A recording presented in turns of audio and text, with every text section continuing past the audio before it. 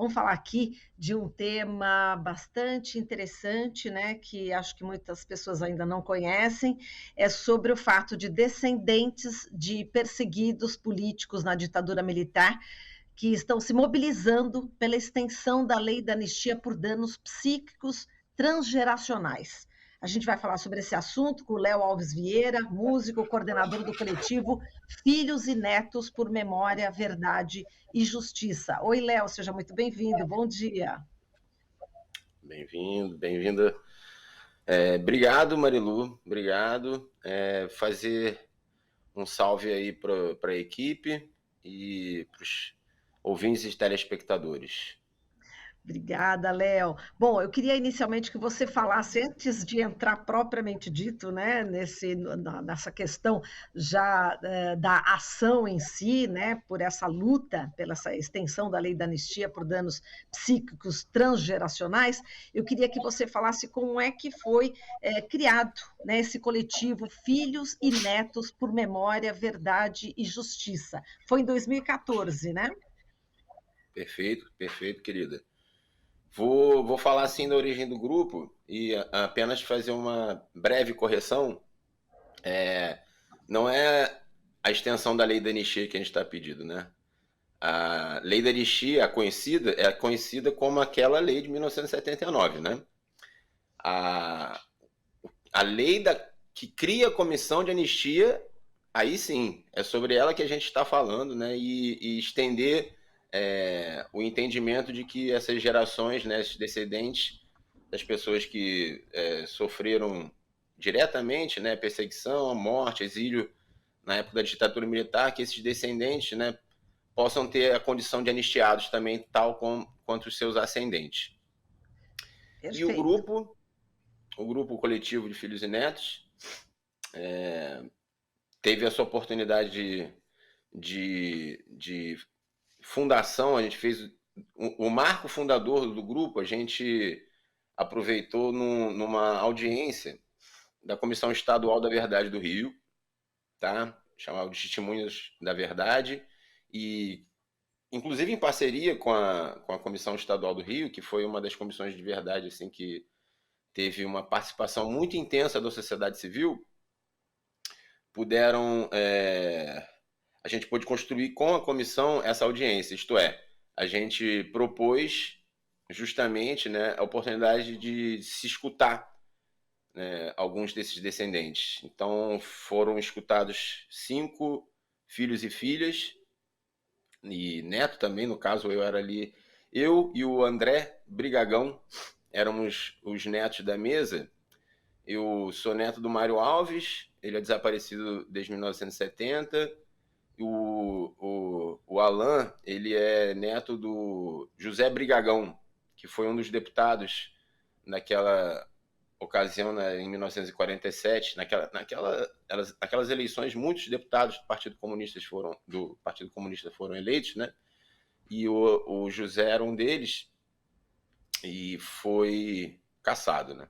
O Partido Comunista foi posto em clandestinidade justamente nesse ano de 1947, que é o ano que minha mãe nasce.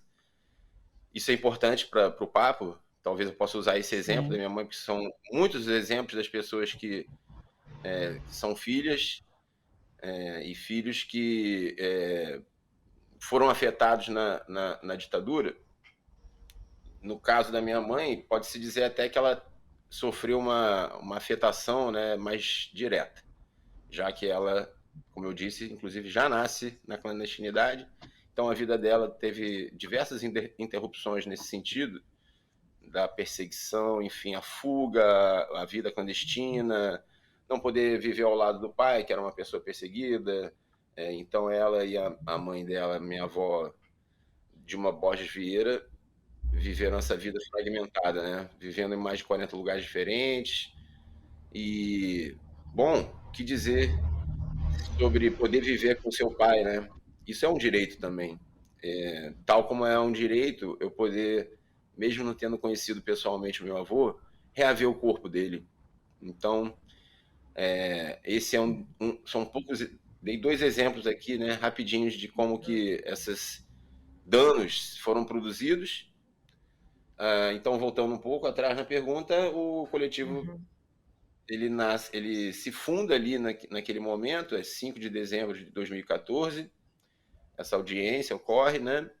E, e ele teve a oportunidade de ser construído, esse coletivo, para ser mais preciso, teve a oportunidade de se encontrar, né? Essas pessoas dessas segundas e terceiras gerações tiveram a oportunidade de se reconectar, de se encontrar, e pela primeira vez, muitos, a grande maioria, dentro do projeto Clínicas do Testemunho.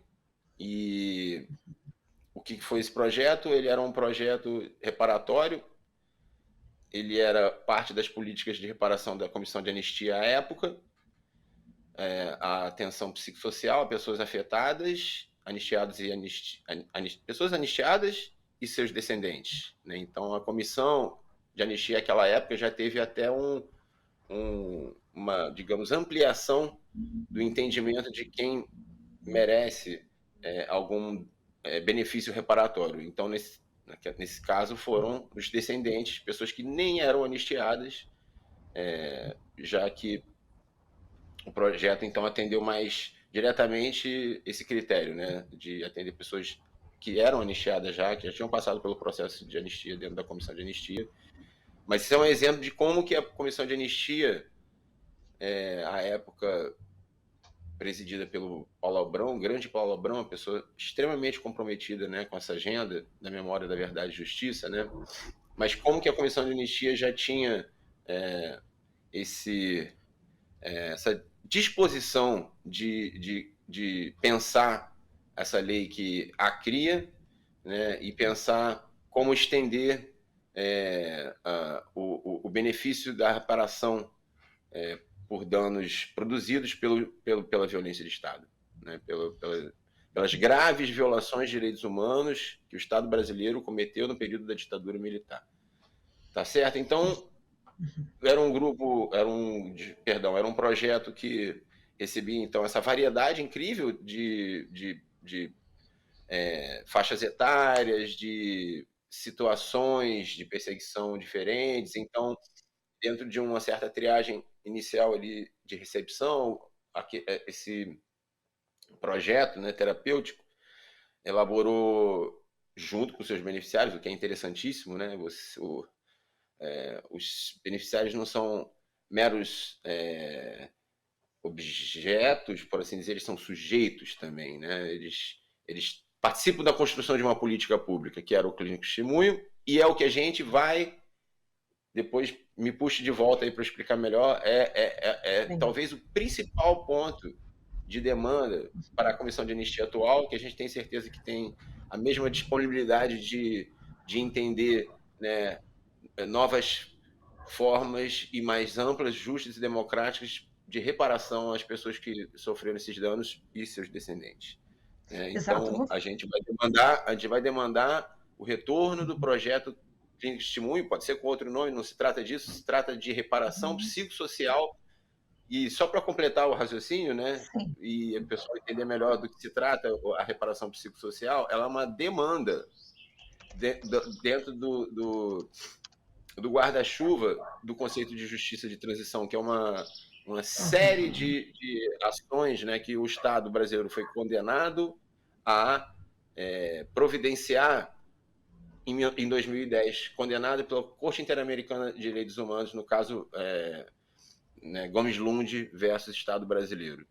E o Brasil, então, ele precisa não só produzir essas ações reparatórias, psicossociais, simbólicas, indenizatórias, sim, mas também, né, avançar na condenação das graves violações de direitos humanos ocorridas naquela época.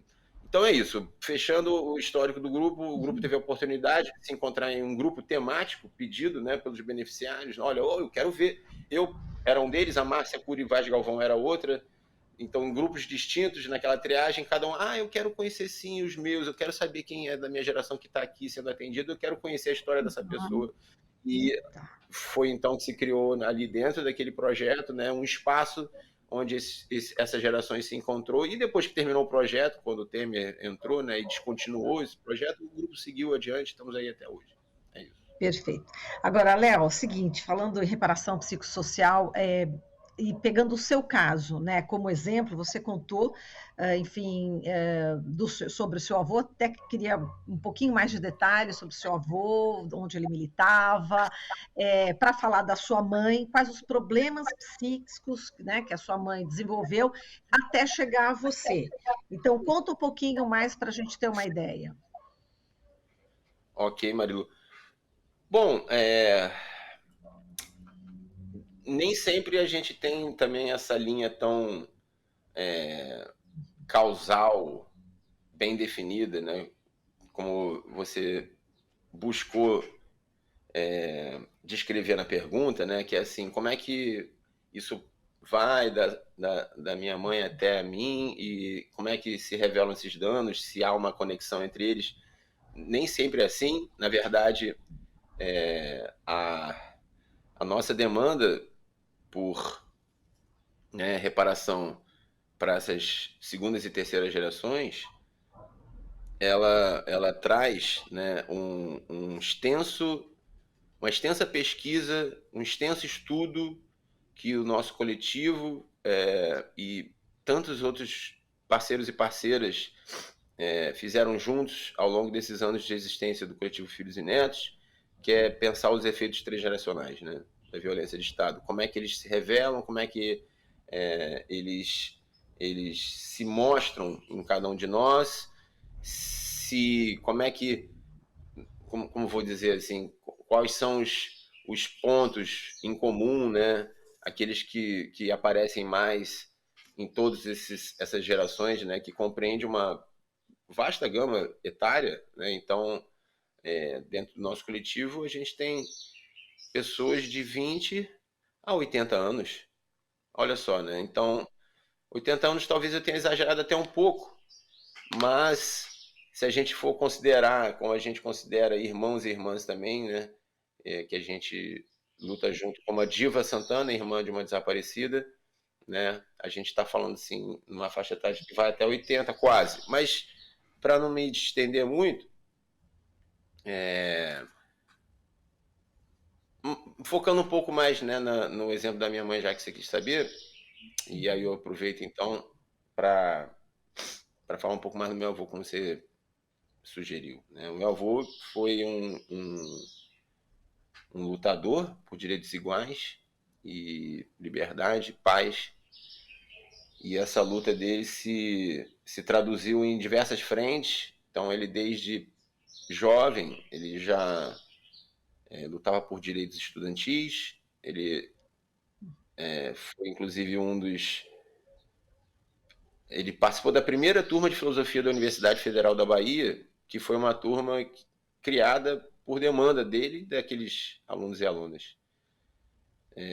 E de lá para cá, né, isso eu estou falando assim, ele nasce em 1923 e de lá para cá ele se envolve, né, com o Partido Comunista, ele entra no Partido Comunista, ele é enviado ao Rio de Janeiro porque ele já estava avançando muito ali digamos, na hierarquia do Partido Comunista.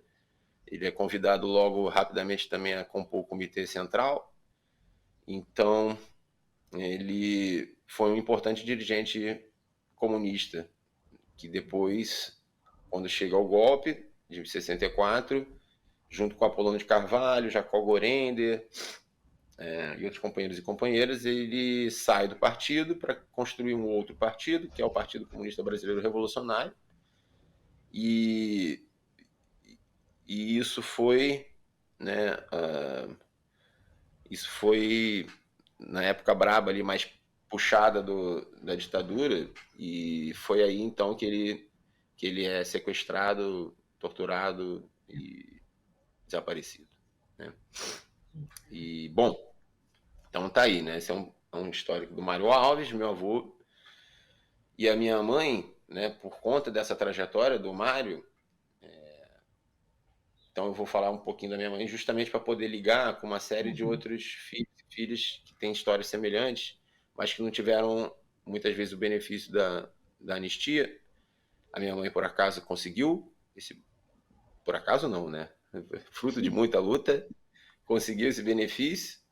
A gente tem uma companheira no nosso grupo também, que é um desses não muitos casos de filhas que... Então, a Marília Benevenuto, ela também conseguiu ser anistiada, fruto também de um intenso trabalho familiar, né? Aquele trabalho que o Estado deveria ter feito, é bom notar. Então, imagina, só desse detalhe de uma pessoa ter que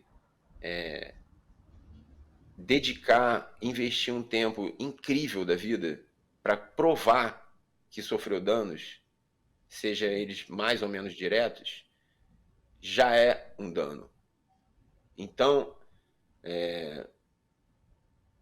depois eu volto para minha mãe, mas agora eu achei um link aqui importante para tentar iluminar para a sociedade e para todos que não têm contato com esse tema da reparação. Então, a inversão do ônus da prova é também outro ponto crucial da nossa demanda para o dia 29, nessa audiência da Comissão de Anistia. Isto é, se a Marília, que eu peguei como exemplo, e minha mãe também, teve que reunir laudo, teve que reunir comprovação de que teve mais de 40 residências, e residência é uma forma de dizer. Ela já morou em vaga, sozinha, sem a mãe, sem o pai, uma pessoa que ela não conhece. Ela já morou em aparelho, aí tudo bem, com companheiros e companheiras, mas sem a mãe e sem o pai. É puxado. Então a Marília, a mesma coisa, ela teve... a natureza dos danos dela é um pouco diferente, né? Só se comparando a minha mãe, no caso, claro, mas o pai dela é morto em um acidente de carro e pouco registro se tem disso, e ela tem que buscar, nenhuma perícia foi feita, todos os trabalhos do Estado, né?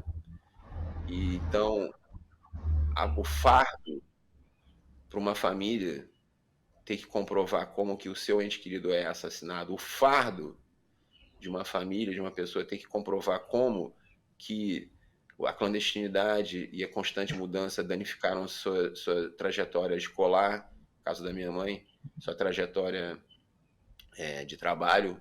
Minha mãe nunca pôde ter a oportunidade de construir uma carreira contínua.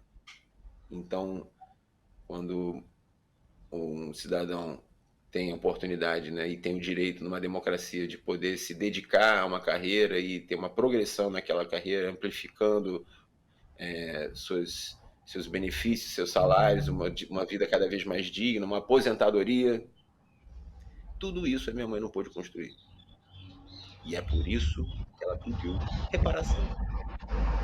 Então eu tento colocar assim, dessa maneira, bem didática, para de uma vez por todas a sociedade não reagir, e é claro, principalmente a parte conservadora de direita e agora de extrema direita, reagir daquela maneira infantil. Eles querem dinheiro, eles querem mamar no Estado, eles querem...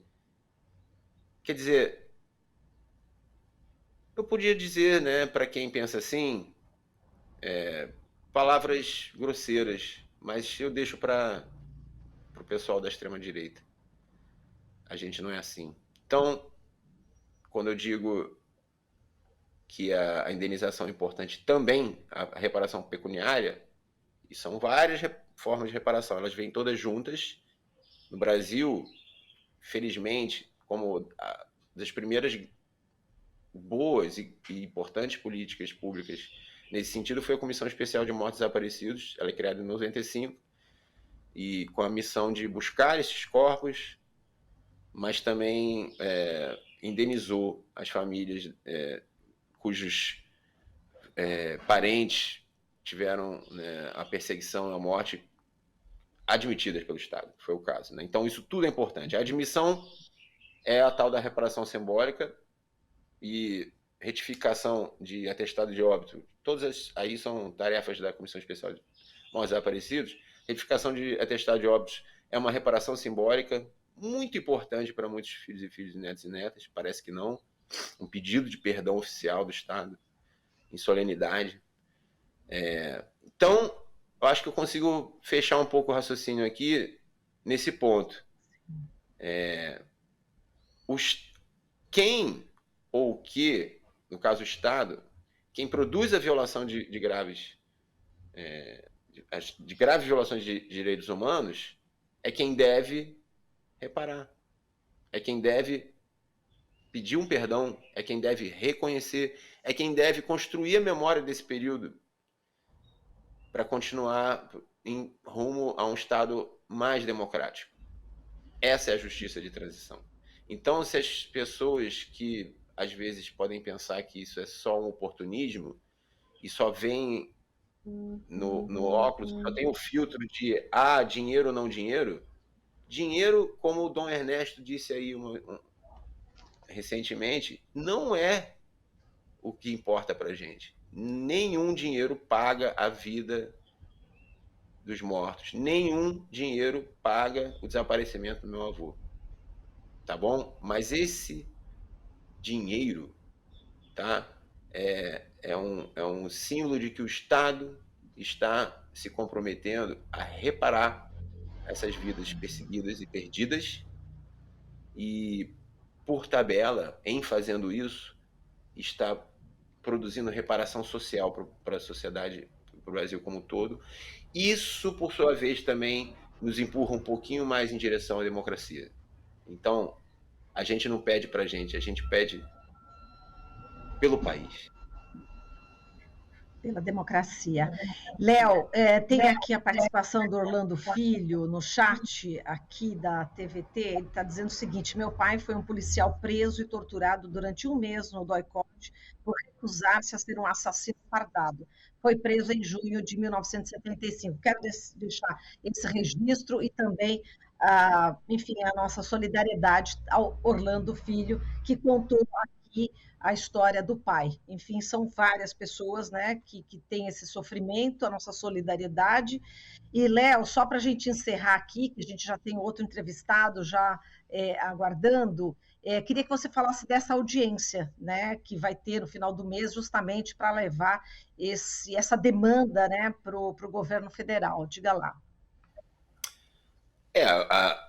Essa demanda é a demanda específica do nosso coletivo e para ser mais amplo da nossa geração. Essa audiência vai receber diversas outras representações de anistiados e anistiandos. A gente é apenas uma delas. Então, vamos levar a nossa demanda, mas certamente muitas outras vão estar lá na mesa.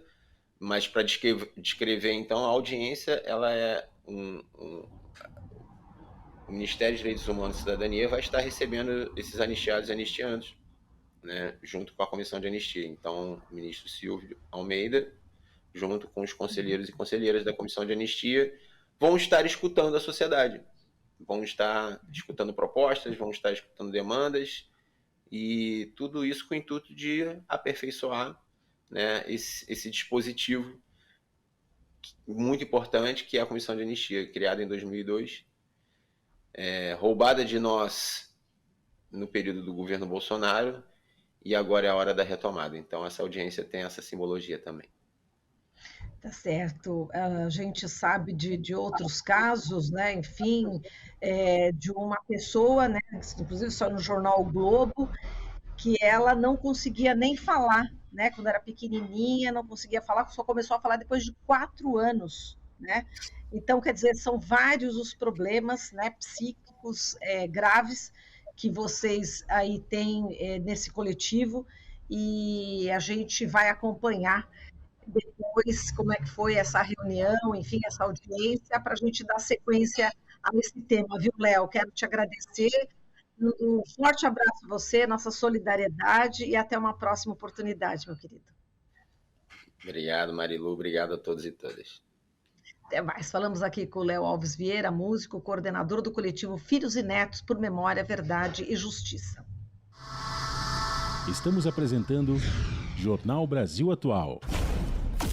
as notícias que os outros não dão.